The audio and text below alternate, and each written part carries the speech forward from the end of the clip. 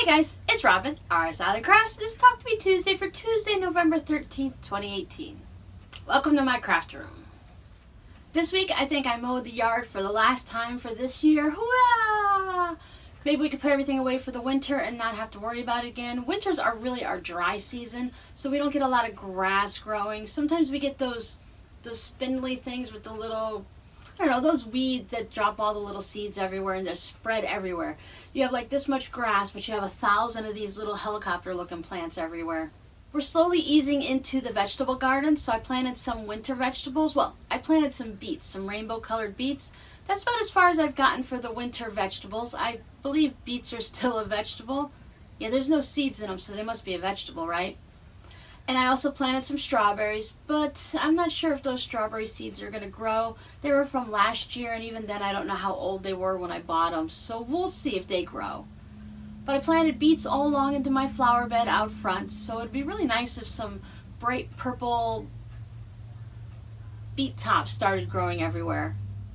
The only thing with growing things in the winter is, well, it's not too bad. We only have a couple days, not even together. We'll have like 1 or 2 days here that'll go below 32, and then 1 or 2 days several weeks later that might go below 32. So we don't have a lot of problems with things freezing down here. But like I said, since it's the dry season, I do have to make sure I go out and water every day or every few days, depending on how much water I put down. Right now they're seeds, so I don't really want to flood them, so I'm kind of just sprinkling them nicely and watering around them so they can suck up the moisture from the ground underneath them, because I really wouldn't want them to float up to the surface, because then the birds will eat them. Ever since I started planting things out front, we've been getting the little lizards, the little chameleons, and you can just sit there and you can put the hose on them and have that little shower mist on them, and they'll just sit there and they'll just suck up that water. They don't even run away from it. Unless, of course, I'm being really, really mean and they're frozen in place. No, because even afterwards, when I'm spraying anywhere else, they run over to get the water. So I really think they like the water. So when I bring out the hose, all the little lizards come running out to see Mama. Does that make me the Pied Piper of lizard chameleon creatures? As long as they stay outside, I'm fine. I just don't want them in my house. Those guys are quick. They'll just run right up your leg and get up on your shoulder or your head, kiss you on the face and stuff. Ugh. Not a fan, not a fan. So my son Justin and I, we've gotten our Thanksgiving menu all set. We've got it all planned out, who's going to buy what, and then I'm going to come over their house, go over to their house on Wednesday and help him like cut up all the vegetables and cook a lot of the different things the day ahead of time, so that when we like to cook sweet potatoes, turnips, butternut squash, spaghetti squash, cook all that stuff the day before and then just reheat it either in the microwave or the oven or the stove top, however you do it on Thanksgiving. So you only have so much room in the oven and you're not trying to compete to get everything done at the same time. Because my daughter and I really, really like the rutabagas or turnips, and they take forever to cook. Forever. I mean, I put them on the stove to boil and they're there for a long time, like over an hour to boil. Nobody wants to be messing with that on Thanksgiving Day. I learned a long time ago that if I want to enjoy the day with my family and sit down and talk to my kids, then I better do everything the day ahead. Because otherwise I'm just in the kitchen all by myself and everyone is out in the living room giggling and laughing and having a good time, and I'm slaving away. So that's what we're going to do. Hubby and I went out today, which is Monday. We picked up a lot of our different supplies that we could get ahead of time. Then we're going to go out later on and we got some more things to get. But a lot of the things like the winter squashes, the butternut squashes, the acorn squashes, spaghetti squashes, things like that, it's okay to buy those a couple weeks ahead. We have one room that doesn't have, it used to be a dining room in the house and my husband closed it in for my daughter's bedroom, so there's no windows, so it's really, really cool in there, and we can keep a lot of those type of winter squashes. They don't need to be refrigerated, they won't be out in the heat of the kitchen, and then they'll last for those couple weeks. Because right now things are still really hot here. Our little cool fronts that were supposed to come through, they fizzled out before they even got halfway through Florida. It's 90 degrees today in November. And there's a tropical storm brewing over in the Atlantic Ocean. It's been a really crazy weather year for everybody. Speaking of craziness, my heart really goes out to those in California, those people that have lost their lives, or family members that are losing their houses. Even one of the sheriffs got on there and he was stating that he knows it's really bad and he's, people complaining about evacuating. He's already evacuated twice from his area, so that's really It's heartbreaking. I can't even imagine. We do the little thing with the hurricane, but the chances are, you know, most of the time you're going to survive the hurricane. But when fires come through like that, that's really scary. So anyone who is living out in that area, I think about you guys all the time. All right, let's look at what I've been working on this week in the sewing room. These are my daughter's wonky stars. I'm working on these for her bed runner. These are about 6 inches, and I've gone ahead and I've made 40 of these so far. And this is just, what, I think 24 of them. And then I have the rest over here. This isn't going to be big enough for a bed runner, but I was thinking I would go ahead and in between these put some red and blue rail fence blocks. Something along those lines is what I'm thinking about, because I really like to do the rail fence blocks, and I have a whole bunch of 2.5-inch red and blue strips already cut. My original thought was to put the stars through the center and just maybe make a border or an overhang of the rail fence, but I think alternating, I got pins everywhere, I almost stabbed myself. Alternating the stars with the rail fences, I think that might look really nice in here. And I don't think I'm going to do, because the rail fences won't be next to each other, I don't think I'm going to alternate them.